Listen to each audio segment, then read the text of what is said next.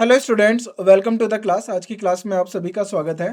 तो last class के अंदर हमने वॉइस की थ्योरी को लेकर डिस्कस करा था।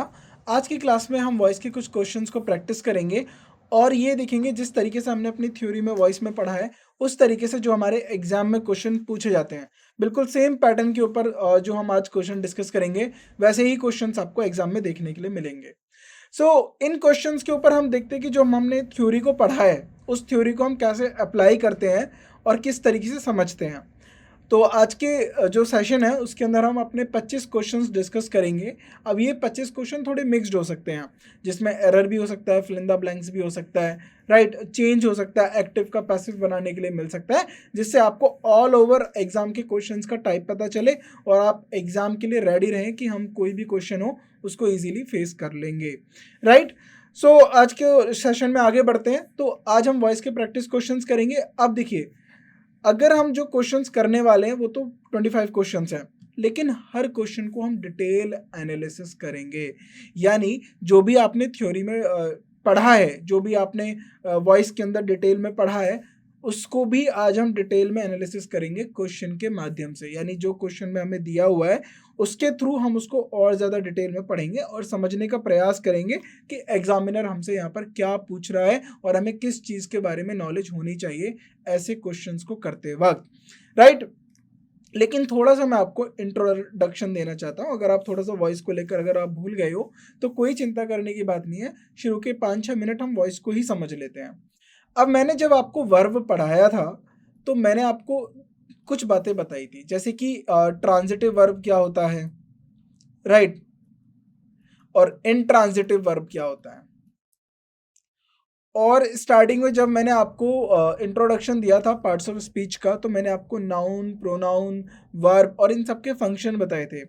अगर आपको एक बात याद हो तो वर्ब के अंदर भी ये मैंने डिस्कस किया था आपसे और नाउन के टाइम भी मैंने ये आपसे डिस्कस किया था कि जो ये नाउन का काम होता है किसी भी सेंटेंस के अंदर, ये दो काम के लिए जाना जाता है। सबसे पहला काम होगा सब्जेक्ट का और इसका जो दूसरा कार्य होता है वाक्य के अंदर वो होता है ऑब्जेक्ट का।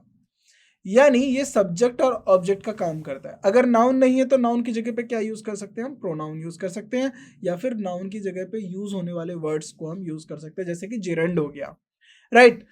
अब लौट के आइए वर्ब में। अब देखिए, सब्जेक्ट के लिए हमेशा वर्ब होती है, ये आपको पता है। बिना सब्जेक्ट, अगर सब्जेक्ट है तो या तो उसकी कंडीशन के बारे में बात होगी, या उसके स्टेट के बारे में बात होगी, या फिर एक ऐसे एक्शन के बारे में बात होगी जो सब्जेक्ट हमारा कर रहा है, उस वाक्य के अंदर उस एक्शन को दर्शाया जाएगा। अब एक और काम होता है, कुछ जो वर्ब होती हैं, जो कुछ क्रियाएं होती हैं, उनके ऑब्जेक्ट होते हैं। यानी कुछ वर्ब के ऑब्जेक्ट होते हैं और किन्हीं वर्ब के ऑब्जेक्ट नहीं होते हैं, राइट। और जिन वर्ब के ऑब्जेक्ट नहीं होते हैं उनको हम बोलते हैं इनट्रांजिटिव। यानी इनट्रांजिटिव वर्ब के ऑब्जेक्ट नहीं होते हैं, ये आप याद रखिएगा। और जो ट्रांजिटिव वर्ब होते हैं उनके ऑब्जेक्ट होते हैं, यानी ट्रांजिटिव वर्ब के ऑब्जेक्ट होते हैं। और ये ट्रांजिटिव दो टाइप से क्लासिफाई की जाती है, दो तरीके से बांटी जाएगी। एक होता है मोनोट्रांजिटिव, जिसमें हमें एक ऑब्जेक्ट देखने को मिलेगा, राइट, सिंगल ऑब्जेक्ट। और एक होता है हमारा डाई ट्रांजिटिव, जिसमें हमें दो ऑब्जेक्ट देखने को मिलते हैं, जिसमें एक होता है हमारा डायरेक्ट ऑब्जेक्ट और एक होता है हमारा इनडायरेक्ट ऑब्जेक्ट। ये आपको पता होगा। ये हम वर्ड जब हमने वर्ब पढ़ा था इसमें मैंने आपको काफी डिटेल में समझाया था। वहां पर एक और बात मैंने बताई थी कि जो वर्ब होता है ना, इसका एप्लीकेशन आप टेंस में भी पढ़ोगे, टाइम एंड टेंस में भी पढ़ोगे। इसका आप एक्टिव पैसिव में भी पढ़ोगे। एक्टिव पैसिव यानी मैं बात करूँ तो वॉइस के अंदर भी पढ़ोगे। और इसका आप subject agreement, subject verb agreement में भी आप पढ़ते हो वर्ब को लेकर। यानी वर्ब के एप्लीकेशंस हैं ये। अब वॉइस में कैसे हम वर्ब को इस्तेमाल करते हैं, तो मैंने आपको बताया था वॉइस के अंदर भी और वर्ब के अंदर भी जिन वर्ब के ऑब्जेक्ट होते हैं, यानी हम ऐसी वर्ब को डील कर रहे हैं जो हमारी ट्रांजिटिव हैं, यानी जिन वर्ब के ऑब्जेक्ट होते हैं उन्हीं का पैसिव फॉर्म बनाया जाता है। यानी एक्टिव से अगर आपको पैसिव में किसी सेंटेंस को बदलना है तो वर्ब कैसी होनी चाहिए, ट्रांजिटिव वर्ब होनी चाहिए। कोई बात नहीं, वो डाई ट्रांजिटिव भी हो सकती है, मोनो ट्रांजिटिव भी हो सकती है, तब जाके उसका पैसिव में बदलाव किया जाएगा। ये बात आप अच्छे से याद रखेंगे। ऐसी वर्ब हमेशा होनी चाहिए जिसका ऑब्जेक्ट होता है। यानी अगर वर्ब का ऑब्जेक्ट है, verb having object, verbs having object, वही हमारे जो है क्या हो सकती हैं, बदल सकती हैं। किसमें किसमें बदल सकती है, पैसिव वॉइस में। यानी वर्ब के जिन वर्ब के ऑब्जेक्ट्स होते हैं उन्हीं वर्ब को आप पैसिव फॉर्म में बदल सकते हो, ये चीज आपको याद रखना है। तो वर्ब से और पैसिव से पहला जो आपको पॉइंट याद रखना है वो यही याद रखना है कि पैसिव उन्हीं का बनेगा जिनका जो है वर्ब जो है जिन वर्ब का ऑब्जेक्ट दिया जाएगा। आगे बढ़ते हैं अब हम। इस तरीके से हम डिटेल एनालिसिस करेंगे और जल्दी से आपको क्विक रिव्यू देने के लिए, आपको बताने के लिए कि कैसे हम वर्ब में बदलाव करते हैं, किस फॉर्म के यानी एक्टिव फॉर्म में अगर वर्ब आपको दी हुई है तो उसका पैसिव फॉर्म क्या होता है। देखिए, पहली बात तो ये कि जब आप एक्टिव का पैसिव बनाते हो ना तो हम हमेशा पास्ट पार्टिसिपल को यूज करते हैं। यानी पास्ट पार्टिसिपल का मतलब होता है वर्ब की थर्ड फॉर्म। वर्ब की जो थर्ड फॉर्म होती है ना, वर्ब की थर्ड फॉर्म जो होती है उसको हम बोलते हैं पास्ट पार्टिसिपल। क्या बोला जाता है, पास्ट पार्टिसिपल। वर्ब की थर्ड फॉर्म को हम क्या बोलते हैं, पास्ट पार्टिसिपल। देखिए, आपको सेंटेंस अगर एक्टिव में दिया है तो आप पैसिव में कैसे बदलेंगे, अगर पैसिव में दिया है तो आप एक्टिव में कैसे चेंज करेंगे, ये चीज और ध्यान से सुन लीजिए। अब इसको लेकर और एक छोटी सी बात आपको मैं बता देना चाहता हूँ इस टेबल पे आने से पहले। देखिए, नॉर्मली जो आपने सेंटेंस का स्ट्रक्चर देखा होगा, एसएस मतलब सेंटेंस स्ट्रक्चर जो आपने देखा होगा, कैसा होता है, सब्जेक्ट, राइट, फिर आएगा वर्ब, फिर आता है ऑब्जेक्ट, राइट। अब क्या होता है, ये हो गया हमारा एक्टिव का। अगर मैं इसकी बात करूं एक्टिव का, ये हमारा स्ट्रक्चर हो गया। अब पैसिव में स्ट्रक्चर क्या होगा, देखिए, पैसिव में जो ये ऑब्जेक्ट है ना, ये ऑब्जेक्ट यहां पर सब्जेक्ट बनेगा, राइट। तभी मैंने आपको बताया कि उन्हीं वर्ब का आप पैसिव बना पाओगे जिनके ऑब्जेक्ट होते हैं, क्योंकि वही ऑब्जेक्ट आपके बाद में सब्जेक्ट बनते हैं पैसिव फॉर्म में। और यहाँ पर ये जो वर्ब दी हुई है ना, ये आपको जो वर्ब दी हुई है इसका पैसिव फॉर्म यूज होगा, जो टेबल में अभी हम डिस्कस करने वाले हैं थोड़ी देर में। पैसिव फॉर्म यूज होगा, पैसिव फॉर्म होगा, इस वर्ब का पैसिव फॉर्म यूज करोगे। और जो ये सब्जेक्ट है ये आपका डूअर बन जाएगा, ये बाय प्लस डूअर। यानी ये किसके द्वारा किया गया है, ये कार्य किसके द्वारा किया गया है, ये खेल किसके द्वारा खेला गया है। तो जो द्वारा किया गया है, खेला गया है, तो ये सब जो कहते हो ना आप, अवार्ड मिला गया है। अब देखिए, अवार्ड मिला किसको मिला, राम को अवार्ड मिला। किसके, देखिए राम ने, देखिए राम को अवार्ड मिला। आप ऐसे बोलिए, राम को अवार्ड मिला, राम को अवार्ड मिला, राइट। अब ये लिखिए, अब इसका पैसिव कैसे बनाएंगे, अवार्ड राम के द्वारा प्राप्त हुआ। यानी राम को अवार्ड मिला और देने वाला कोई और था, राइट। राम को अवार्ड मिला, राइट। तो इस तरीके से हम अवार्ड, देखिए अवार्ड का कोई ना कोई आपको जो अवार्ड होता है, राम को अवार्डेड किया गया, या फिर जैसे गेव है, गेव, गेव क्या होता है, गेव एंड टेक। ये हमारे दोनों सेंटेंस आते हैं, किसको दिया, क्या दिया, राइट। तो ये हमारे डाई ट्रांजिटिव वर्ब होते हैं, तो इनका भी आप पैसिव फॉर्म बनाएंगे, हम आगे देखते हैं। तो ये जो सब्जेक्ट होता है ये हमारा डूअर बन जाता है, जो बाई के साथ हमारा लगता है, राइट। इन सब चीजों को आपको याद रखना है। आगे बढ़ते हैं अब। तो जो पैसिव फॉर्म ऑफ वर्ब की यूज करोगे वो यहां से देख के यूज करोगे कि ये अगर आपको एक्टिव फॉर्म में ये वाली फॉर्म मिल रही है तो आपको ये जो इसके पैरेलली लिखा गया है वो फॉर्म आपको यूज करनी है। अगर आपको एक्टिव फॉर्म में बेस फॉर्म मिले वर्ब की, यानी सिर्फ V1 फॉर्म मिले, तो आप इज एम आर यानी इनको पास्ट मान के चलेंगे आप, प्रेजेंट। मैं अगर ऐसे कैटेगराइज कर दूं तो ये हमारे प्रेजेंट के सेंटेंस हो गए। अगर सिंपल प्रेजेंट मिल रहा है तो is am are plus verb की थर्ड फॉर्म। अगर प्रेजेंट कंटिन्यूस मिल रहा है तो is am are plus being. तो याद रखना, जब भी आपको वर्ब की आईएनजी फॉर्म मिलेगी एक्टिव में, ये आपको थोड़े से मैं ट्रिक्स बता दे रहा हूं। पैसिव में, पैसिव में क्या यूज करोगे आप, बीइंग यूज करोगे। ये छोटे मोटे ट्रिक्स जो है आप याद रखिए, ये आपको एग्जाम में बहुत हेल्पफुल होते हैं जब टाइम बिल्कुल आपके अगेंस्ट होता है और आपको जल्दी से क्वेश्चंस को करना होता है। अगर आपको यहाँ पर वर्ब की थर्ड फॉर्म मिल रही है तो यहाँ पर आपको बीन यूज करके थर्ड फॉर्म लगाना है। जैसे यहाँ पर बीन करके थर्ड फॉर्म लगा दिया ना, यहाँ पर बीन यूज करके थर्ड फॉर्म लगाना है। ये एप्लीकेबल होगा प्रेजेंट के लिए भी, पास्ट के लिए भी। आगे देखते हैं वर्ब की फर्स्ट फॉर्म, तो is am are plus verb की थर्ड फॉर्म हो गया इज एम आर, वर्ब की आईएनजी फॉर्म, तो is am are being plus verb की थर्ड फॉर्म। अब देखिए, एक अकेले बीइंग और देन वर्ब की थर्ड फॉर्म आया।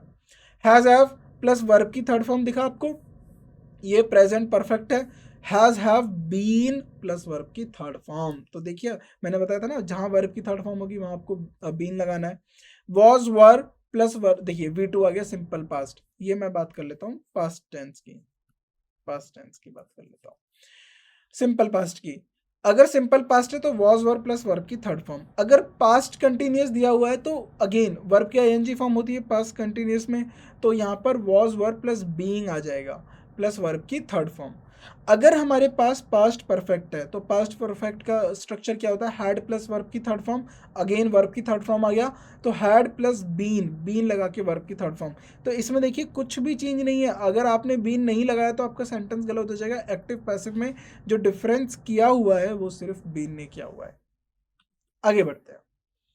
नाउ अगर आपके मॉडल यूज होता है विल शैल प्लस वर्ब की फर्स्ट फॉर्म, तो आप क्या यूज करोगे, विल शैल मॉडल, जो भी आपका मॉडल है कैन कुड, उसके साथ बी यूज करोगे। तो याद रखिएगा मॉडल जो होते हैं ना, मॉडल, उनके साथ आप बी लगा के वर्ब की थर्ड फॉर्म यूज करोगे, राइट।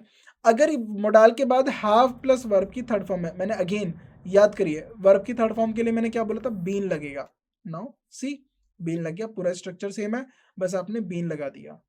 अगर 2 + V1 हो, अगर आप देखिए मैं आपको बता देता हूं, अगर इन्फिनेटिव फॉर्म हो, इन्फिनेटिव इन्फिनेटिव फॉर्म हो वर्ब की, यानी 2 + V1 हो, तो आप कुछ नहीं करेंगे, सिंपली आप टू के बाद बी यूज करेंगे, टू बी प्लस वर्ब की थर्ड फॉर्म, जैसे to be used, to use को क्या लिख दिया हमने, टू बी यूज्ड।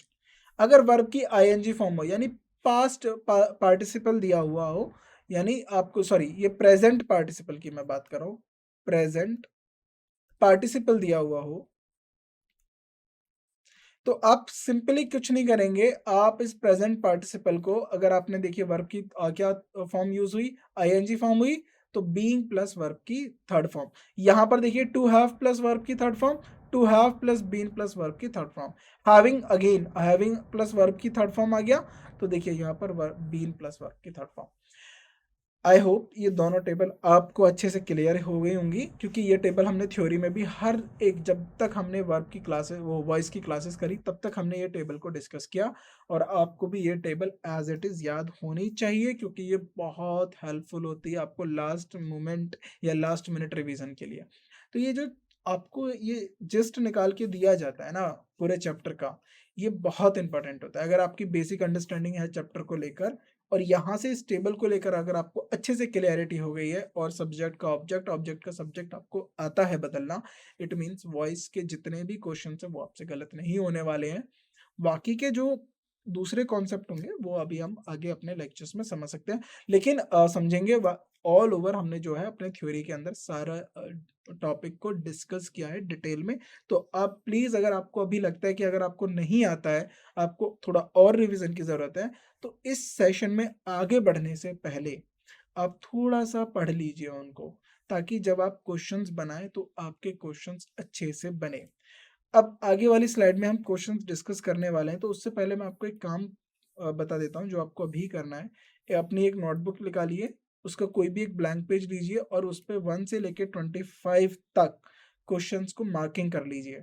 देन उसके बाद देखिए यहाँ पर करेक्ट और यहाँ पर रॉन्ग, जो करेक्ट हो रहे हैं उनको करेक्ट करिए, जो रॉन्ग हो रहे हैं उनको क्रॉस करिए। देन उसके बाद ऑल ओवर अपना टोटल देखिए कितना आता है। देन एंड ऑफ द जो हमारा सेशन रहे हैं, इसके एंड में हम डिस्कस करेंगे कि कितने आप किस लेवल पे लाए कर रहे हो, और आपको क्या सुधार करने की ज़रूरत है, कहाँ क्या आपको कॉन्सेप्ट सीखने की ज़रूरत है, या फिर आपको प्रैक्टिस की ज़रूरत है। ये हम आपको सेशन के एंड में आपके साथ डिस्कस करेंगे। तो चलिए शुरू करते हैं फिर आज हम अपने क्वेश्चन नंबर 1 से। Now find out the sentence in passive voice. तो आपको टेबल याद हो जानी चाहिए, क्योंकि पैसिव वॉइस में एक ही तरीका है। कैसे, आपको वो टेबल पता होना चाहिए, और हमें वर्ब को चेक करना है, वर्ब को चेक करना है। तो जरा ध्यान से देखिए, द जज scolded the culprit for his offence. Scolded, ये V2 लिखा हुआ है, ये सिंपल V2 है, तो ये एक्टिव फॉर्म है, right. The culprit was punished, अब देखिए पनिश्ड, पनिश्ड होता है ये, राइट। तो वॉज के साथ क्या यूज हुआ, वर्ब की थर्ड फॉर्म। अगर आप इसको पैसिव में ना सोच के अगर आप इसको एक्टिव में देखें, तो देखिए जो एक्टिव फॉर्म होती है ना, वो क्या होती है, वॉज के साथ आप क्या यूज कर सकते हो, या तो आईएनजी फॉर्म यूज कर सकते हो, वॉज कंटिन्यूस में यूज होता है, और कहीं वॉज यूज होगा आपका किसी एक्टिव, मैं बात कर रहा हूँ किसी एक्टिव फॉर्म में नहीं होता है। लेकिन अगर मैं पास्ट की बात करूँ, अगर मैं बात करूँ पास्ट में, अगर आप सिंपल पास्ट लिखते हो तो आपने सिंपल पास्ट को किस में चेंज किया था, वॉज प्लस वर्ब की थर्ड फॉर्म में। तो यहाँ पर वॉज प्लस वर्ब की थर्ड फॉर्म मिल रही है, तो क्या मैं इसको पैसिव कर सकता हूँ, यस। अभी हम और देख लेते हैं। द जज convicted the culprit for his offence, again यहाँ पर कन्विक्टेड वर्ब की सेकंड फॉर्म है, ये एक्टिव हो गया। द कल्प्रिट अपोलोजाइज्ड, यहाँ पर हमारा वर्ब की सेकंड फॉर्म है, ये भी एक्टिव हो गया। तो देखने पे हमें पता चला कि जो वॉज प्लस पनिश्ड है, यानी वॉज प्लस वर्ब की थर्ड फॉर्म है, ये हमें क्या है, ये हमारी पैसिव फॉर्म है। The culprit was punished for his offence. देखिए अब ये रहा ऐसे होगा, अब ये वाला जो सेंटेंस है ना, ये एक्टिव है, एक्चुअली ये वाला जो सेंटेंस है ना, ये एक्टिव है, और ये इसी सेंटेंस का पैसिव बना दिया। जरा ध्यान से देखिए, द जज कन्विक्टेड द कल्प्रिट, जज वर्ब और कल्प्रिट क्या हो गया, कन्विक्टेड। कन्विक्टेड किसको किया गया, कल्प्रिट को क्या गया, ऑब्जेक्ट हो गया, फॉर हिज ऑफेंस। अब देखिए सब्जेक्ट था ये, यहां बन गया ऑब्जेक्ट, ये ऑब्जेक्ट था, यहां बना सब्जेक्ट, द कल्प्रिट। अब ये वर्ब ऐसी है जिसका ऑब्जेक्ट दिया हुआ है, was punished for his offence, किसके द्वारा, बाय जज, राइट। ये एक्टिव है, ये एक्चुअली इसका पैसिव दिया हुआ है। तो second part is the right answer, जो हमारा subject plus was verb plus verb की third form plus by object, ये हमारा स्ट्रक्चर होता है, और second is the right answer. Now mark the correct passive form of the following sentence. तो जो ये हमें सेंटेंस दिया हुआ है, इसका हमें पैसिव जो है फॉर्म बनाना है। I play cricket with my friend, तो मैं आपको यहाँ पर बता देता हूँ, आई क्या हो गया, सब्जेक्ट, ये एक्टिव के एलिमेंट्स हो गए, आई हो गया मेरा सब्जेक्ट। आप जल्दी से आंसर मार्क कर लीजिए अपना, फिर उसके बाद यहाँ पर देखिए, प्ले हो गया मेरा वर्ब, और क्रिकेट क्या हो गया, क्रिकेट हो गया मेरा ऑब्जेक्ट, राइट। अब यहाँ पर इसका काउंटर पार्ट देखिए, ये तो बनेगा, जाहिर सी बात है, आई का सब अगर ऑब्जेक्ट बनेगा तो मी तो बनेगा, और बाई प्लस मी बनेगा। अब ये जो प्ले है, ये सिंपल है, क्या है ये सिंपल सेंटेंस में लिखा गया है, यानी सिंपल प्रेजेंट है, मैं क्रिकेट खेलता हूँ अपने दोस्तों के साथ। तो इसका क्या बन जाएगा, अगर ये V1 है तो आपको पता है V1 का इज एम आर प्लस, तो यहाँ पर क्रिकेट बनेगा पहले, तो ये जो ऑब्जेक्ट है ना, अब क्रिकेट बन गया सब्जेक्ट। अब इस क्रिकेट के अकॉर्डिंग वर्ब आएगा, क्योंकि अगर यहाँ पर क्रिकेट कैसा है, सिंगुलर, तो इज प्लेड। जरा ध्यान से देखिए, cricket is played by me with my friends, कहीं है ऐसा, देखो एक्चुअली ये लिखा तो सही गया है, ये भी हमारा जो है, ये भी पैसिव लिखा गया है, पर ये पास्ट में है। और अगर आप सेंटेंस देखो तो ये सिंपल प्रेजेंट है, और सिंपल प्रेजेंट का पैसिव क्या होता है, is am are plus verb की थर्ड फॉर्म। तो 1 इज द राइट आंसर, बाकी ये तो गलत है, I play with my friends cricket, ये भी गलत है। सो वर्ब की जो है first is the right answer, question number 2 का is am are plus verb plus object. आगे बढ़ते हैं, question number 3, the sentence given here is in active voice, तो आपको इसमें पैसिव वॉइस में कन्वर्ट करना है। आई स्पोक टू हिम, देखिए आई स्पोक टू हिम, किससे उसने बात करी, मैंने उससे बात करी, राइट।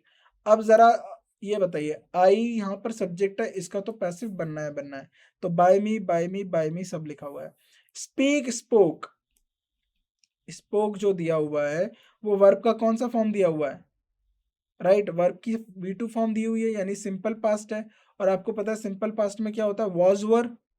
अब यहाँ पर टू हिम लिखा गया है, तो ये चेंज होके क्या हो जाएगा, ही हो जाएगा। सो ही आ जाएगा तो वॉज आ जाएगा, वॉज, और spoke spoken, was spoken, so he was spoken to by me, right. 1 is the right answer, he was spoken, इसमें ये अंतर था क्योंकि यहाँ पर टू भी आएगा, he was spoken to by me, voice with phrasal verb, right, spoken to him, तो ये वॉइस विद फ्रेजल वर्ब है, याद रखिए, राइट। Now question number 4, do not plug flowers. पहले इसका आप राइट आंसर बता दीजिए, देन उसके बाद मैं आपको इसमें एक कॉन्सेप्ट है जो यूज होता है हमारा इंपेरेटिव सेंटेंसेस के लिए। इंपेरेटिव सेंटेंसेस के लिए आपने देखा होगा, इंपेरेटिव सेंटेंसेस क्या होता है, कमांड के सेंटेंसेस होते हैं, रिक्वेस्ट के सेंटेंसेस होते हैं, राइट। तो ये जो हमारे सेंटेंसेस होते हैं इनका हम पैसिव कैसे निकालते हैं अभी हम बताएंगे। देखिए सबसे पहली बात, अगर मैं बात करूं इंपेरेटिव सेंटेंसेस की, तो इंपेरेटिव सेंटेंसेस को लेट से शुरू किया जाता है। तो यहाँ पर आपको हो गया लेट से शुरू। डू नॉट प्लक, अब क्या है, प्लक मतलब तोड़ना, क्या नहीं तोड़ना, फ्लावर्स। तो जाहिर सी बात है फ्लावर्स पहले आना चाहिए, तो ये वाला तो एलिमिनेट करिए, देन फ्लावर्स आ गया। अब not plugged, do not plugged, अब इसको जब आप चेंज करोगे ना, अब ये प्लग जो है वर्ब दिया है, इसकी थर्ड फॉर्म लिखिए, तो थर्ड फॉर्म आ गया। देखिए अब इसमें भी सेम है, to be plugged, be plugged. अब अगर आप इसको देखोगे सो इसमें होता है लेट प्लस सब्जेक्ट, देन उसके बाद नॉट आएगा तो नॉट, फिर बी प्लस वर्ब की थर्ड फॉर्म। अगर आप इसके साथ नॉट यूज होगा तो नॉट यूज कर लिएगा। तो flowers, let flowers be not plucked, fourth is the right answer, right. So ये इंपेरेटिव सेंटेंस है, इसका वॉइस जो है लेट से शुरू होता है, मैंने आपको बताया। और डू डोंट प्लस वी1 ये इसका ऑब्जेक्ट है। तो देखिए do don't plus V one plus, ये एक्टिव केस हो गया, और पैसिव क्या बनाओगे, let plus subject not plus be. तो राइट, तो third is the right answer, not fourth, third is the right answer. Not पहले आ जाएगा, देन बी प्लस वर्ब की थर्ड फॉर्म होगा, राइट। वो एक्चुअली मैंने यहाँ पर सही लिखा था, then four no, third is the right answer, याद रखिएगा ये इसका फॉर्म है। Now question number 5, the correct passive voice of the following sentence is, अब हमें इसका पैसिव वॉइस जो है चेंज करना है। I am to do this, अब देखिए I am to do this, अब जाहिर सी बात है क्या ये प्रेजेंट में बनेगा, क्या ये पास्ट में बनेगा, तो आप जरा ध्यान से देख लीजिए, आई एम, या अगर ये पास्ट होता तो आई वॉज होता, लेकिन यहाँ पर दिया है आई एम, तो ये वॉज वाले को तो आप हटा दीजिए, राइट। दिस, दिस मतलब कोई पर्टिकुलर कार्य होगा, तो कार्य जो ये दिस हमारा क्या हो गया, सब्जेक्ट हो गया, तो फोर्थ भी काट दीजिए। अब देखिए डू, टू डू, अब जरा ध्यान से देखिए, डू का क्या हो जाएगा, डन हो जाएगा। तो this is to be done by me, यह मेरे द्वारा किया जाएगा, this is to be done by me. तो subject plus is plus to be plus verb की थर्ड फॉर्म, ये आप स्ट्रक्चर को याद रखकर चलिएगा। आगे बढ़ते हैं। Now the correct passive voice of the following sentence is, अब इसका पैसिव वॉइस बोलना है, will anyone believe your story. तो अब देखिए मैंने आपको मॉडल बताया था, मॉडल मॉडल विल शैल, और उसके बाद मैंने आपको बताया था क्या लगेगा, बी प्लस वर्ब की थर्ड फॉर्म, क्या लगेगी, क्या वी प्लस वर्ब की सेकेंड फॉर्म लगेगी। लेकिन ये क्वेश्चन है, तो क्वेश्चन है, तो क्वेश्चन के लिए तो विल से ही शुरू होना है। लेकिन राइट, क्वेश्चन ये होता, अगर ये आप इसको अगर क्वेश्चन ना बनाते तो ये होता विल एनीवन। अब देखिए anyone believe, will believe your story, तो पहला बोला जाता कि हर आप कोई भी आपकी स्टोरी पे यकीन कर लेगा। लेकिन पूछा गया क्या कोई भी आपकी स्टोरी पे यकीन कर लेगा, तो देखिए क्वेश्चन का तो क्वेश्चन बनेगा ही, तो विल से तो शुरू होगा, बिलीव क्या होगी हमारी वर्ब हो गई, और एनीवन यहाँ पर सब्जेक्ट हो गया, योर स्टोरी क्या हो गया हमारा ऑब्जेक्ट हो गया। अब यहाँ पर हो जाएगा विल योर स्टोरी, अब ये आपका क्या हो जाएगा, योर स्टोरी, ये पूरा हमारा एक सब्जेक्ट बन गया। अब देखिए मैंने बताया था कि जब मोडाल आता है तो उसके साथ, मोडाल के साथ हम क्या यूज करते हैं, प्लस बी प्लस वर्ब की थर्ड फॉर्म, बी प्लस। तो your story be believed by anyone, तो ये आप इसको हटाइए हटाइए हटाइए, first part is the right answer, right. Will plus subject plus be verb form, ये मैंने आपको कब बताया था, जब मोडाल का केस होता है, राइट, वर्ब की third form plus bye plus object. आगे बढ़ते हैं, क्वेश्चन नंबर 7। अब इसको जो है अब आपको इसको चेंज करना, देखिए वुड आ गया। अब मैंने आ गया, अब आपको बताया था कि जब भी मोडाल यूज होगा तो उसके साथ अगर हैव यूज हुआ है तो हैव बीन, क्यों यूज हैव बीन यूज होगा, क्योंकि टॉलरेटेड, हैव टॉलरेटेड ये ऑलरेडी वर्ब की थर्ड फॉर्म में दिया हुआ है, राइट। तो बीन प्लस वर्ब की थर्ड फॉर्म होगा। अब वुड से हमारा क्वेश्चन शुरू हो रहा है, यू हमारा सब्जेक्ट हो गया, you have tolerated such humiliation, such humiliation अब हमारा क्या हो जाएगा, सब्जेक्ट बन जाएगा। तो सच ह्यूमिलेशन पहले आ जाएगा, have been tolerated by you, तो सब क्या हो जाएगा, have been tolerated by you. अब इसमें जरा ध्यान से देखिए, अब तो मैंने आपको सारा आंसर बता दिया, would such humiliation have been tolerated by you, बस आपको ये देख लेता था हैव बीन किसके अंदर है, टॉलरेटेड बाय, यहाँ यू तो होगा नहीं क्योंकि ये तो आप डेफिनेटली काट दोगे। तो one is the right answer. Right, would plus subject, have been plus verb की थर्ड फॉर्म। देखिए हमने कोई मेहनत करी इसमें कुछ ज्यादा। टेबल का रेफरेंस मैं यहाँ तक यूज कर रहा हूँ। हमने पूरे 7 क्वेश्चंस बना लिए, 8th वाले क्वेश्चंस को हम बनाने वाले हैं। अब मैं किसका यूज कर रहा हूँ, मैं सिर्फ पूरे टेबल का जो है रेफरेंस यूज कर रहा हूँ। Again let him sing a song, तो बोल रहे हैं अब इसे एक गाना गाने तो। अब सिंग क्या है, वर्ब है, राइट। अब देखिए लेट से शुरू हो रहा है तो यहां पर क्या रखना है, अ सॉन्ग, तो पहले हमारा ऑब्जेक्ट बनेगा अ सॉन्ग। अब ये जो है ना वर्ब की थर्ड फॉर्म बनेगी संग, तो let him song to be sung, ये तो गलत हो जाएगा, राइट, ये तो आपका गलत हो ही जाएगा। You are requested to let him sing a song, बिल्कुल ये भी गलत हो जाएगा। या तो ये होगा लेट अ सॉन्ग, इतना तो सही है। To be sung by him या बी संग बाय हिम, तो आप जब भी आप इस तरीके के लेट के साथ शुरू करोगे तो let a song be sung by him. Second part let plus subject plus be plus verb की थर्ड फॉर्म प्लस ऑब्जेक्ट, तो ये आपको याद रखना है। Second is the right answer. Now 8 questions हमने बना लिए एक्टिव पैसिव चेंज करने वाले, राइट। पूरा हमने टेबल का रेफरेंस लिया है। अब देखिए अगर आपको वो टेबल अच्छे से आती है आप इजीली सारे क्वेश्चंस बना पाओगे। अब यहाँ क्वेश्चन नंबर 9 में और आने वाले कुछ क्वेश्चंस में हमें क्या करना है, हमें सिंपली देखना है कि कहाँ पर हमें एक्टिव का फील कराया जा रहा है या फिर हमें कहाँ पर पैसिव का यूज करा जा रहा है। All the applicants dash announced next week. देखिए जो एप्लीकेंट्स ने रैंक हासिल की है, तो यानी रैंक किसके द्वारा हासिल की गई, एप्लीकेंट्स के द्वारा हासिल की गई, तो इसमें क्या है, उन वो अनाउंस्ड किए जाएंगे, यानी जिन एप्लीकेंट्स की रैंक आई है या जिन एप्लीकेंट्स ने रैंक हासिल की है उनको नेक्स्ट वीक अनाउंस किया जाएगा, right. So next week announce किया जाएगा, कहने का मतलब ये है। तो यहाँ पर जो आप अगर इस सेंटेंस को पढ़ोगे तो यहाँ से आपको ये पैसिव पैसिव का फील आएगा। R2 रैंक नहीं होता है, R2 भी रैंक्ड होगा या फिर are ranking, all applicants are ranking नहीं होगा, R2 भी रैंक्ड। रैंक का मतलब होता है ऑर्डर, मेरिट, मेरिट में किस तरीके से जो आए। Third is the right answer, R2 भी ranked, third is the right answer. Next, Ramappa as the mayor of the town and he will assume charge this Friday। अब देखिए रामप्पा जो है वो इलेक्ट हुआ, right. People elect prime minister, people elect prime minister, prime minister is elected by, अब by the people कर दो मतलब उस पर्टिकुलर नेशन की बात हो रही है। The people elect prime minister, लोगों ने प्राइम मिनिस्टर को इलेक्ट किया। प्राइम मिनिस्टर लोगों के द्वारा चुना गया, राइट, लोगों ने प्राइम मिनिस्टर को चुना।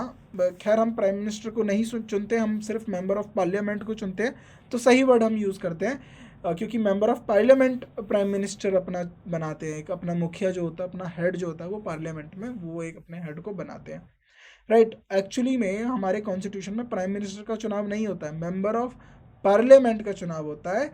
फिर उस मेंबर ऑफ पार्लियामेंट में जो पार्टी 2/3 मेजोरिटी लेके आती है वह पार्टी 50+1, नॉट 2/3, 50% प्लस 1, यानी जिसकी आधी से एक सीट ज़्यादा है वह पार्टी अपना जो आपस में सलाह मिला के अपना एक हेड चुनेंगे, जो मतलब आपका जो कैबिनेट का हेड रहेगा जिन्हें हम प्राइम मिनिस्टर बोला करते हैं। तो हम जो चुनाव लड़ते हैं लोकसभा में, जो वोट डाला करते हैं आप सब लोग, वो आप मेंबर ऑफ पार्लियामेंट के लिए डालते हैं। तो इसीलिए पार्टी जीते तो वो अपना फेस और प्राइम मिनिस्टर फेस को फ्रंट पे करती है कि देखिए ये व्यक्ति हमारे प्राइम मिनिस्टर बनेंगे, ये इतने कर्मठ व्यक्ति हैं, जुझारू व्यक्ति हैं, ये इतना इनका इतना बड़ा विजन है, तो उस हिसाब से उस पार्टी के कैंडिडेट्स को वोट मिले, ये एक अलग बात है।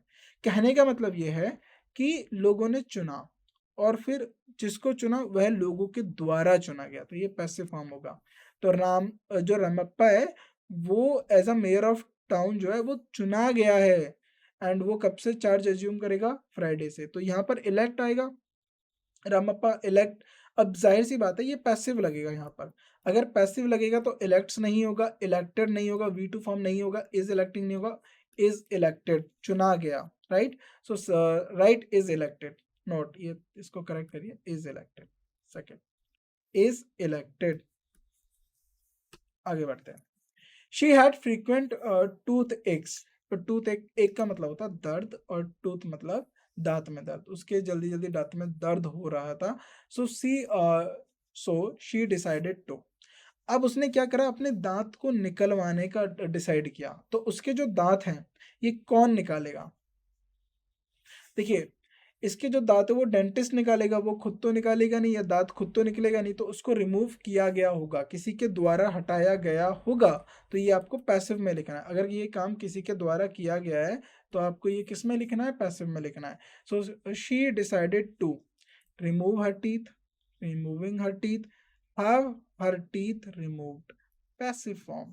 क्यों पैसिव फॉर्म लिख रहा है? क्योंकि ये किसी के द्वारा यह काम किया गया है।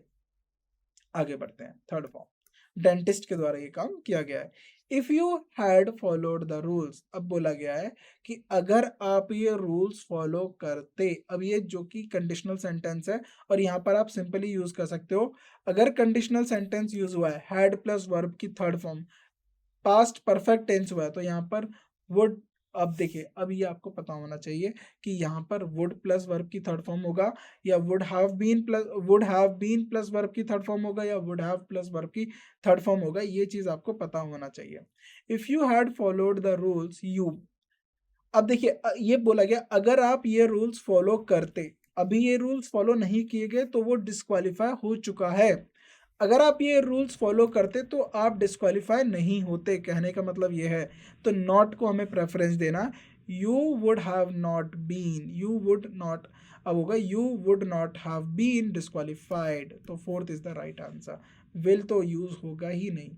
अगर आप इसको कंडीशनल सेंटेंसेस में भी देख सकते हो, ये कंडीशनल सेंटेंसेस का पार्ट है। तो मैं वही कह रहा हूँ, जहाँ पर वर्ब भी यूज होगी, जहाँ पैसिव फॉर्म यूज होगा, वो है टॉपिक। अगर अपने आप में कोई इंडिपेंडेंट टॉपिक भी है वो फिर भी वॉइस का टॉपिक कंसिडर किया जाएगा। द रेल कोचेज, अब ये रेल कोचेज हैं by the integral coach factory. देखिए यहीं खत्म हो गया ये क्वेश्चन। जाहिर सी बात है, इसको आपको पैसिव में ही बदलना है, क्योंकि ये जो इंटीग्रल कोच फैक्ट्री जो होती है ICF, ये चेन्नई के अंदर है, और ICF ने ही वंदे भारत को बनाया है। अगर आपने देखा हो तो उसके आगे लिखा रहता है वंदे भारत के आगे ICF इंटीग्रल कोच फैक्ट्री, जो चेन्नई में है। अब बोला ये जा रहा है इस वाक्य के अंदर कि जो ये रेल कोचेज है, ये जो मैन्युफैक्चर्ड किए गए हैं, ये ICF के द्वारा मैन्युफैक्चर्ड किए गए हैं, यानी रेल कोचेस IFC के द्वारा मैन्युफैक्चर्ड किए गए हैं, यानी रेल कोचेस को बनाया गया है। तो अगर इसका मैं पैसिव बनाता तो ये लिखता the integral coach factory manufacture the rail coaches, right, जो चेन्नई में है। तो यहाँ पर कोचेस आ गया तो इस तो आएगा नहीं, पहली बात, क्योंकि ये प्लूरल आ गया, कोचेस जो है प्लूरल आ गया, या तो आर मैन्युफैक्चर्ड होगा या आर मैन्युफैक्चर होगा। तो जाहिर सी बात है ये पैसिव में है, क्योंकि ये किसी के द्वारा किया गया है और बाई प्लस डूअर का नाम लिख दिया गया है ना। बाय प्लस जो डूअर होता है ये क्या होता है? ये पैसिव का कंडीशन होता है, तो ये पैसिव में है, तो पैसिव में है। अब पैसिव की क्या कंडीशन होती है? अगर ये हमारी जर्नल स्टेटमेंट दी हुई है, सिंपल प्रेजेंट की है, तो सिंपल प्रेजेंट को आप is am are plus verb की थर्ड फॉर्म यूज करते हो। यहाँ पर हमें आर की जरूरत है, तो second is the right answer, are manufactured, right, second is the right answer. आप सेकंड को मार्क करेंगे। आगे बढ़ते हैं। The department had instead that he dash absolute authority to regulate office work. तो देखिए द डिपार्टमेंट हैड इंस्टेड, तो department had ने इंस्टेड किया किस बात पे? दैट ही, अब ये क्या है कि ये किसी को अथॉरिटी देगा टू रेगुलेट, ताकि जो ऑफिस का जो काम है वो रेगुलेट हो सके, right. So he dash absolute authority, the department had instead that he is given up, right, दिया जाए, he is given absolute authority to regulate the office work. So is plus verb की third form, ये हमारा यहाँ पर passive बना था, right. आगे बढ़ते हैं। The art of cooking dash in ancient India, तो जो एंशियंट इंडिया में जो आर्ट थी ना कुकिंग की, वो कैसी थी? Is perfected, fill perfected, perfected, या वॉज परफेक्टेड। तो अगर देखिए बात हो रही है कि यहाँ पर जो आर्ट ऑफ कुकिंग थी वो किसी के द्वारा की गई होगी ना। You cook something, you cook, suppose कह लेते हैं you cook paratha, so paratha is cooked bye you. तो जो कुकिंग होता है उसका कोई ऑब्जेक्ट होता है कि क्या कुक किया गया, किसके द्वारा कुक किया गया, पर यहाँ पर हमें ऑब्जेक्ट मिसिंग है। अब ऑब्जेक्ट मिसिंग है बट होता उस वर्ब का ऑब्जेक्ट है।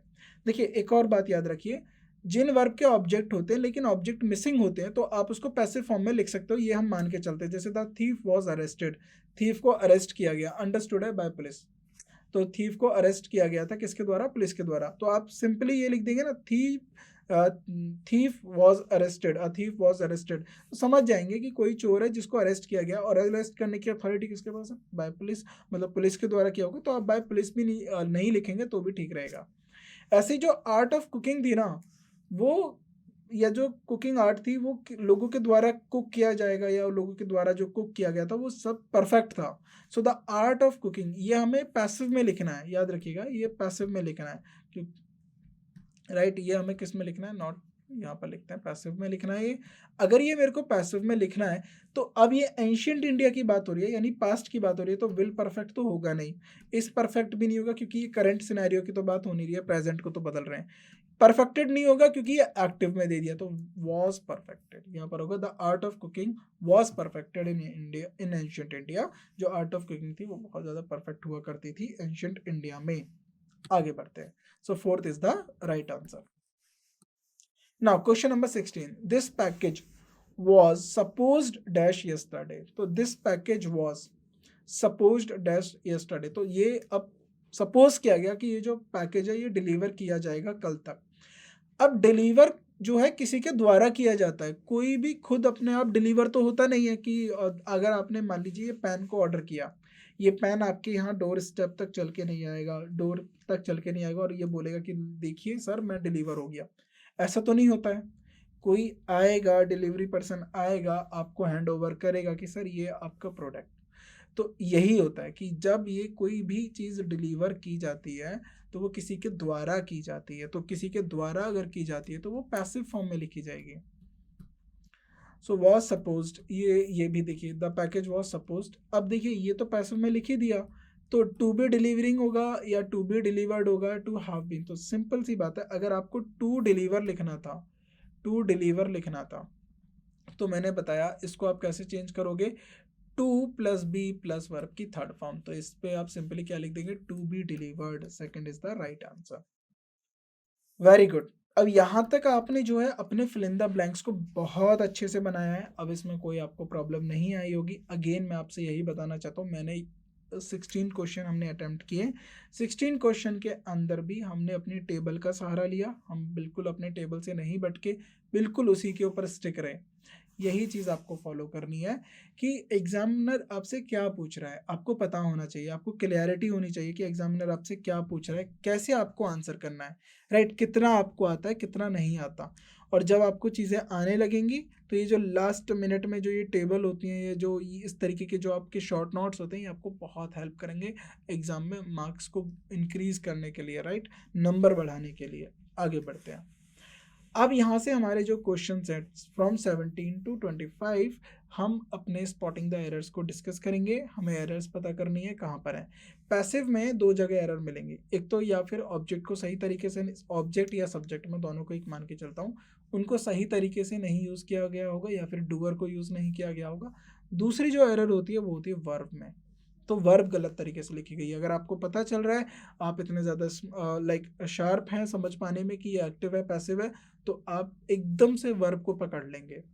सो based on the news reports, question number 17, based on the news reports we can conclude that many accidents तो कॉज्ड बाय रेकलेस ड्राइविंग। अब यहाँ पर बोला जा रहा है कि जो न्यूज़ रिपोर्ट है, हम उसके बिहाफ पे, हम उस न्यूज़ रिपोर्ट्स के सपोर्ट पर ये कह सकते हैं कि जो बहुत सारे एक्सीडेंट्स होते हैं वो रेकलेस ड्राइविंग द्वारा किए जाते हैं या फिर हो जाते हैं। तो ये जो एक्सीडेंट है ना, ये किसी के द्वारा किया गया है, यानी जैसे मान लीजिए कोई किसी ने गलत तरीके से गाड़ी चलाई तो एक्सीडेंट कर दिया। एक्सीडेंट अपने आप में तो नहीं होगा, राइट, ये किसी के द्वारा किया जाएगा, राइट। ये कैसे भी हो, चाहे वो बाय मिस्टेक हो या किसी और कोई भी सर्कमस्टेंसेस हो, हमें उसमें नहीं पढ़ना है, बट हमें ये बताना है कि एक्सीडेंट किसी के द्वारा किया गया। तो ये आपको किस में लिखा जाएगा? आपको ये पैसिव में लिखा जाना चाहिए। तो यहाँ पर कॉज्ड आ गया वर्ब की सेकंड फॉर्म, लेकिन ध्यान से देखिए ये पैसिव में लिखा जाएगा और ये बात हो रही है पास्ट की, क्योंकि हम कंक्लूड कर सकते हैं। तो यहाँ पर क्या लिखा जाएगा? अगर आप ध्यान से देखें तो यहाँ पर आप बताइए क्या सही सेंटेंस होगा। तो यहाँ पर जो सही सेंटेंस होगा कि हम ये कंक्लूड कर रहे हैं। अब देखिए वी कैन कंक्लूड, राइट, अगर वी कुड लिखा होता तो हम इसको पास्ट में लिखते, we can conclude that many accidents are caused, क्या लिखा जाएगा, are caused by reckless driving. So are caused, right, are caused by reckless driving. आगे बढ़ते हैं। If motorists do not observe the traffic regulations, they will be stopped, ticketed and have to pay a fine. देखिए, अगर जो motorist होते हैं, जो मतलब मोटरसाइकिल्स यूज करते हैं, जो बाइकर होते हैं, if do not observe the traffic regulation, do not observe का मतलब होता है do not follow the traffic regulations. अगर उनको ट्रैफिक रेगुलेशंस वो ऑब्जर्व नहीं करते तो ध्यान से देखिएगा, उनको रोका जाएगा। किसके द्वारा, ट्रैफिक पुलिस के द्वारा रोका जाएगा। तो ये किस में लिखा है, पैसिव में। टिकटेड, राइट, उन पे चालान या फिर उनको टिकटेड किया जाएगा। एंड हैव टू पे अ फाइन। अब देखिए, उनको फाइन पे करना पड़ेगा या फिर उनके ऊपर फाइन दिया जाएगा या फिर उनके ऊपर फाइन काटा जाएगा, या हम बोलते हैं ना चालान काट दिया जाएगा। तो ये जो चालान किया जाता है, क्या ये चालान किसी के द्वारा किया जाता है, बिल्कुल किसी के द्वारा किया जाता है। तो ये जो आपको यहाँ पर लिखा गया है, तो ये आपको किस में लिखना पड़ेगा, ये आपको लिखना पड़ेगा पैसिव में, क्योंकि यहाँ पर देखिए विल बी स्टॉप लिखा है, यहाँ पर लिखना होगा आपको विल बी फाइंड, आपको फाइन किया जाएगा, विल बी फाइन। तो थर्ड पार्ट को आप इसको ठीक करेंगे, इसमें एरर है तो इस पे क्यों, क्या एरर है, इसको आप पैसिव में लिखेंगे, हैव टू पे फाइन नहीं, विल बी फाइंड। और दूसरी बात क्या, क्योंकि अगर आपने एंड के साथ जोड़ा है तो आप ध्यान रखिएगा कि सिमिलर चीजें हमारी दोनों एंड के दोनों तरफ होती हैं। Question number 19, the vaccine when hit the Indian market is dodged by controversy। dodged का मतलब उसको घेर लिया गया, उसके ऊपर काफ़ी ज़्यादा चर्चाएं चली गई। तो वैक्सीन, मान लीजिए कोई वैक्सीन है, यहाँ पर कोविड-19 की बात कर रहे हैं हम लोग। The vaccine when hit the Indian market, जो वैक्सीन इंडियन मार्केट में हिट करी यानी इंडियन मार्केट में आई, अराइवल हुआ, तो कंट्रोवर्सी में घिर गई। तो क्या वो वैक्सीन ने कंट्रोवर्सी खुद करी या वो कंट्रोवर्सी किसी और के द्वारा की गई। ऑफ कोर्स कंट्रोवर्सी मेडिकल जो पढ़ते हैं, मेडिकल प्रोफेशनल जो होते हैं उनके द्वारा की गई होगी, लोगों के द्वारा की गई होगी। तो जाहिर सी बात है, अब जो ये बात हो रही है ये ऑलरेडी पैसिव में दी हुई है, यानी प्रेजेंट में दी हुई है। ये ऑलरेडी पैसिव में है, लेकिन हमें इसका सही टाइमलाइन देखना है। तो बोला जा रहा है कि जब वैक्सीन हिट हुई, अब देखिए अगर कोई कंट्रोवर्सी चल रही है तो वो रनिंग में है, लेकिन यहाँ बात हो रही है कि जब वह हिट हुई, इंडियन मार्केट में आई, तब वह कंट्रोवर्सी से घिर गई थी। तो ये पास्ट की बात है, अगर आप इसको ध्यान से देखें, इसका अगर सेंस देखें, इसको टाइमलाइन को अगर आप सोचने की कोशिश करें, तो ये पास्ट की बात हो रही है। तो यहाँ पर इज नहीं होगा, वॉज होगा, वॉज डॉज्ड बाय कंट्रोवर्सी। आगे बढ़ते हैं, तो इसकी जगह पे क्या यूज करोगे आप, वॉज यूज करोगे। नेक्स्ट, द सेम प्रोसीजर, अब क्या बोल रहा है, प्रोसीजर को लेके आ रहा है। The same procedure also should be used for the final assessment. जो प्रोसीजर आपने किया, अभी मान लीजिए आपने कोई अपने एग्जाम के ऊपर किसी तरीके से आपने पढ़ाई करी, कोई आपका अपना प्रोसीजर रहा होगा, वही प्रोसीजर बोला गया कि सेम फाइनल असेसमेंट पे होना है। तो ये जो प्रोसीजर है ये आपके द्वारा किया गया है, राइट। ऐसे ही वो किसी और के द्वारा भी किया जा सकता है। तो ये जो सेम प्रोसीजर आपके द्वारा किया गया है, इसको आपको फाइनल असेसमेंट में भी करना है। तो ये आपको किस में लिखना होगा, ये आपको पैसिव में लिखना होगा। तो शुड ऑल्सो बी यूज्ड लिखा जाएगा, शुड ऑल्सो बी यूज्ड। सही तरीका क्या होगा इसका, should also be used. Very good. ये आप सेकेंड पार्ट को इसको ठीक करेंगे पैसिव में, शुड ऑल्सो बी यूज्ड। तो इसको जगह ये, this is the right one. Next, question number 21, the inaugural function is temporarily interrupted as the lights suddenly went out. देखिए अब जरा ध्यान से देखिए, लाइट वेंट आउट का मतलब है चली गई थी। तो जो इनॉग्रल जो फंक्शन है वो इंटरप्ट हुआ, right, as the light suddenly went out. तो क्या ये इंटरप्टेड किसी के द्वारा हुआ, बिल्कुल द्वारा हुआ। किसके द्वारा हुआ, लाइट के जाने की वजह से हुआ, राइट, लाइट के जाने के द्वारा हुआ। तो ये इंटरप्टेड, ये पैसिव फॉर्म में लिखा जाएगा। अब जरा ध्यान से देखिए, ये फंक्शन हो चुका था, अब इस फंक्शन की हम रिपोर्ट दे रहे हैं। अगर हम इस फंक्शन की रिपोर्ट दे रहे हैं तो ये हमें पास्ट का इवेंट होना चाहिए, बिल्कुल पास्ट का इवेंट होगा। अब हमें कैसे पता चल रहा है कि ये पास्ट का इवेंट है, जरा यहाँ पर थर्ड पॉइंट को आप पढ़िए, as the lights suddenly went out. तो ये जो वेंट आउट दिया है ना, गो वेंट गोन, तो ये जो V2 फॉर्म लिखी गई है गो की, ये पास्ट के लिए लिखी जाती है। अगर पास्ट के लिए लिखी जा रही है तो अगर आपको सिंपली यहाँ पर ये प्रेजेंट सिंपल का इन्होंने बनाया है पैसिव वॉइस, यहाँ पर पास्ट सिंपल का पैसिव वॉइस लगेगा। तो द इनॉग्रल फंक्शन अब यहाँ पर लिखा जाएगा इज टेम्परली इंटरप्टेड या हैज टेम्परली इंटरप्टेड। तो आप इसको लिख सकते हो कि ये द्वारा किया गया, हैज टेम्परली इंटरप्टेड। सो यहाँ पर लिखा जाएगा was, not, sorry it's not has, was. या पास्ट की बात हो रही है ना, तो पास्ट में आपको पता होगा, पास्ट में अभी हमने डिस्कस करा V2 को हमने क्या लिखते हैं, वॉज प्लस वर्ब की थर्ड फॉर्म। अगर यहाँ पर फंक्शन क्या है, ये सिंगुलर है, अगर ये सिंगुलर है तो सिंगुलर के लिए क्या यूज किया जाएगा, was. Sorry it was my mistake, has नहीं, ये तो कोई दूर दूर तक नहीं होना था, वॉज यूज होगा, राइट। सो इसको प्लीज आप करेक्ट करिएगा, सेकंड पार्ट में वॉज होगा क्योंकि यहां से हमें पता चला ये पास्ट की बात हो रही है। Question number 22, the first task is provided. देखिए अब ये जो टास्क है किसी के द्वारा प्रोवाइड किया गया, sufficient arable land to dispose farmers, right. अब ये जो टास्क है, the first task is provided sufficient arable land, right, to dispose the farmers. अब आप इसको करेक्ट करिए कि यहाँ पर क्या हमें इसमें क्या रिक्वायरमेंट है, राइट। अब देखिए यहाँ पर लिखा गया the first task is provided, तो यहाँ पर जो इसका सही फॉर्म लिखा जाएगा ना, इज टू बी प्रोवाइडेड, क्योंकि यहाँ पर लिखा जाएगा इज टू बी प्रोवाइडेड, जो पहला टास्क दिया जाएगा, राइट किया जाएगा या दिया जाएगा, इज टू बी प्रोवाइडेड, ये इसका करेक्ट पैसिव जो पैसिव फॉर्म है वो ये बनेगा, क्योंकि ये इनप्रॉपर यूज है, इज प्रोवाइडेड नहीं होगा, is to be provided, this is the proper use, this is the proper form, this is the proper passive form, right. First part में एरर है, इसको आप टिक करेंगे। Now question number 23, it is said, right, that this room is not being opened for the last 50 years। तो ऐसा कहा जाता है कि ये जो रूम है पिछले कितने 50 सालों से नहीं खोला गया है। तो this is said this room is not being opened, तो ये किसी के द्वारा जो रूम है खोला जाता है या किसी के द्वारा नहीं खोला जाता है। तो यहाँ पर हम जो है करेक्ट यूज करेंगे, this it is said that this room has not been opened, being नहीं होगा, has not been, खोला नहीं गया है, has not been opened, being तो कैसे भी यूज नहीं होगा, this is the right form, ये जो आपने यूज करा has been, this is the right form, right. ये हमारा सही तरीका है पैसिव फॉर्म को बनाने का। आगे बढ़ते हैं, क्योंकि ये जो बात हो रही है यहाँ पर, अगर आप बात करें ध्यान से, प्रेजेंट परफेक्ट टेंस की हो रही है।